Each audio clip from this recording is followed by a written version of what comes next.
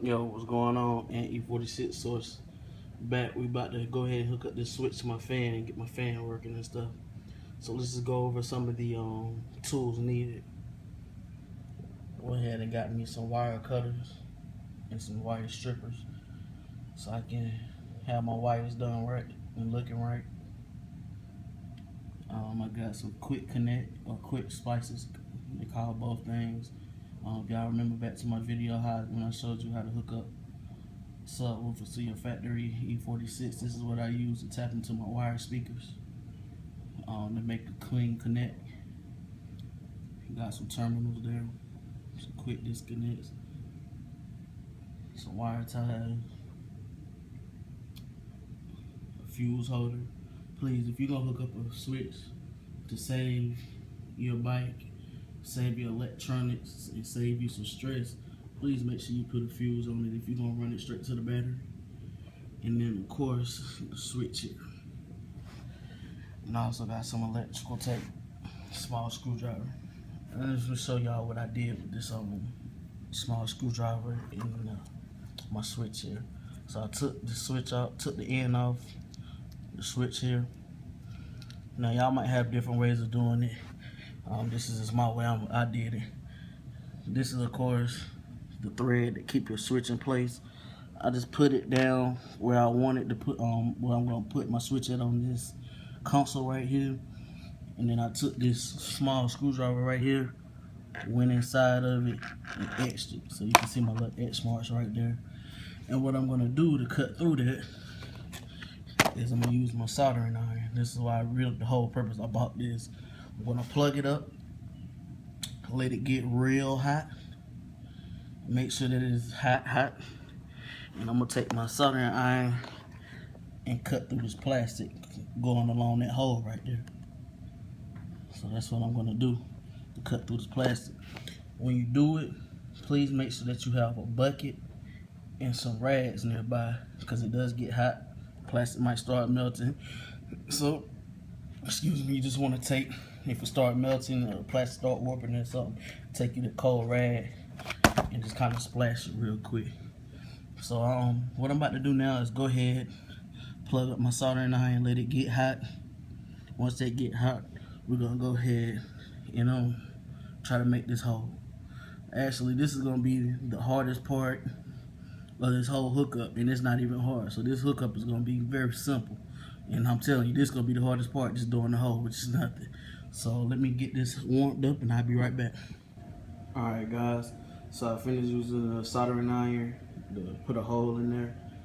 The hole don't have to be perfect because the switch is gonna cover it all up. So I know my hole looking a little oblong there, but the switch is gonna cover that all up anyway, so you're not even gonna see the hole. What I want to show you was when you're using the soldering iron, I don't know if you really can tell. You see that lip right there where it created, the soldering iron melts the plastic and it creates a big little lip right there on the front and on the back side, but I already took it all off the back. But while I was taking it off the front, I decided to stop and leave it a little bit just to show you what it looked like and what you can do. This is what I did. I just took some needle nose pliers, if I can get my camera focused, and just pulled it all off. So I just want to stop and show you that tidbit. I'm gonna get this finished, getting this cleaned up, and I'll be right back. Alright guys, so I got that switch put in there. It's not in there firmly yet, but it's just to show y'all how it looks. And like I said, you can't even see that hole now, so that hole being lopsided, it's not even a factor or any crazy. You can see it fits up in there. And then what you'll do is, sorry for the motion right quick, take that little ring that I showed you earlier and screw it down on the back of the switch. That keeps your switch in place so that it won't go nowhere. But I'm not ready to lock it in yet because I got to find out which pole is what. One of them is going to be your ground, one of them is going to be your load, one of them is going to be your battery or your power. So I need to take this off because the signage is on the back of this. So I need to take it off and see which one's the load, which one's the neutral. Well, I know this the middle is the load. I already know that. But which one is the ground and which one is the power? All right, so let me take this off. Then we're gonna work on routing the wires. I already know how I want to route the wires to my battery. All right, so this is the main wiring harness for my motorcycle right here, and it runs right down into my radiator, and then right here to my switch. So what I'm gonna do is,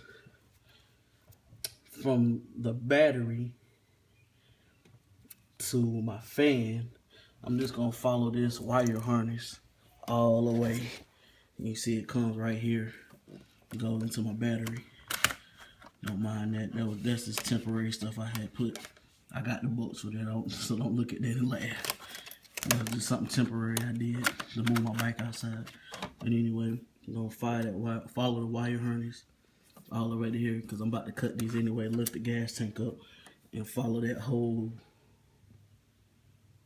wiring harness to that switch right there.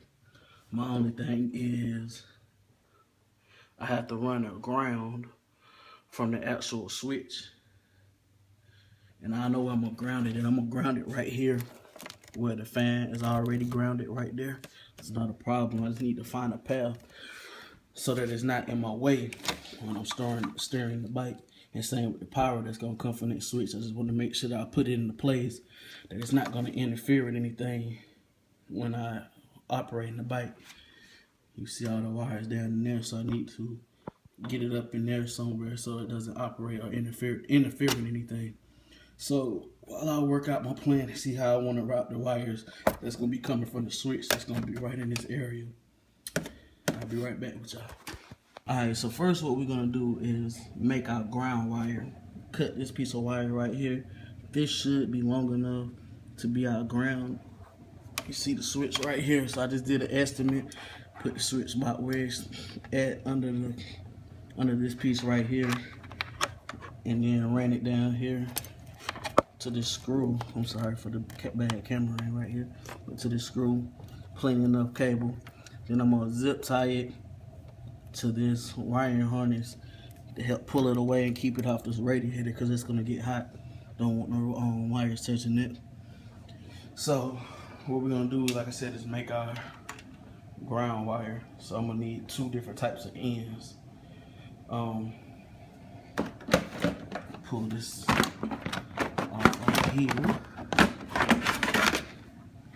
Alright, so you switch this top hole right here, the very top. See, the top one, that's our ground. So on this end, I will need, where are my wires? Sorry.